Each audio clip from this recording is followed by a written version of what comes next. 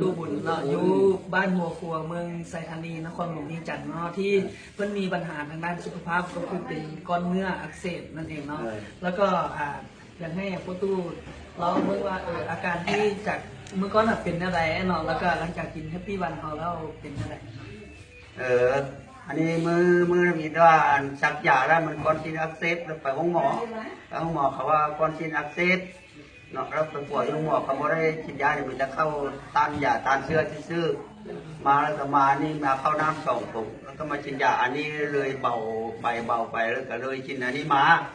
ลูกเอามาให้กินก็มด3-4 กล่องนี้อันนี้เหมือนสมุนไพรพี่บ้านมีแต่กินได้ตัวเดียวนี่บอกบ่ได้กินตัวอื่นเลยบ่ได้กินได้ตัวเดียวนี้ก็เบามาก็พออยู่จังซี่ละก็ยังจุกจิกจุกจ้าไปจังซี่ละเมื่อก่อนนี่ต้องนอนกับที่เลยไว้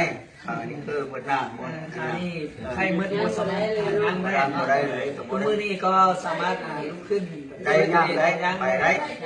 มาได้มาได้คือช่วงอธิษฐานนี่แหละไปเที่ยวได้ว่าจะไปมันจะกล้องไปหาเมียก็ได้แล้วเนาะมัน5 กล้องวะมัน5 กล้องมันไป5 กล้องเหมือนกันคือตอนนี้มัน5 กล้องแล้วก็สามารถลุกขึ้นย่างไปได้มาได้เนาะไปได้มาได้ก็ทำไปรู้สึกว่ามันดีขึ้นนี่กินจะกล้องมันดีขึ้นหอย5 กล้องนะ5 กล้อง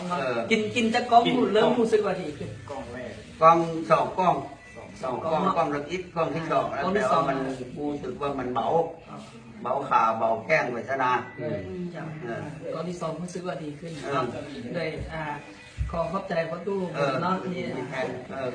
กำลังใจกับศูนย์สมุนไพรแฮปปี้วันของเขาเนาะฝากได้เนาะสำหรับคนที่มีปัญหาทางด้านสุขภาพเราเพราะว่าที่เป็นโรคเบาหวานโรคข้ออย่างต่างๆเราก็สามารถแบบติดต่อสอบถามกับทีมงานของพวกเราได้เนาะว่าเราก็มีทีมงานคอยให้คำปรึกษา